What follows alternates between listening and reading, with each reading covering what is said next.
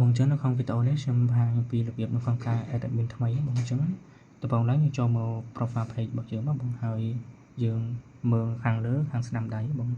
មានកន្លែង tray 3ហ្នឹងយើងចុចលើ tray 3ហ្នឹងមកបងបន្ទាប់មកយើង scroll ចុះក្រោមបន្តិច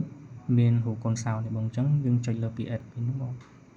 បន្ទាប់ពីយើងចុចលើ admin ហ្នឹងហើយវានឹងឃើញសូថា page access បងយើងចុចលើ page access ហ្នឹងមកបងហើយយើងហៅពាក្យថា add new បងបន្ទាប់មកយើងចុច next ហើយកន្លែងនេះយើងអាចដាក់ឈ្មោះ account ដែលយើងត្រូវ add ទេបងករណីយើងដាក់អក្សរឈ្មោះហ្នឹងអត់ឃើញ page account ដែលយើងត្រូវ add ទេយើងវាយ ID ចូលបង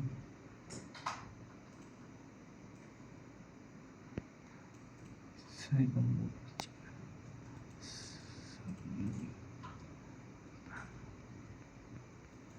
ឡូវខ្ញុំសាកដាក់ ID នេះចូលបន្ទាប់មកវានឹងសូ account ដែលយើងត្រូវ add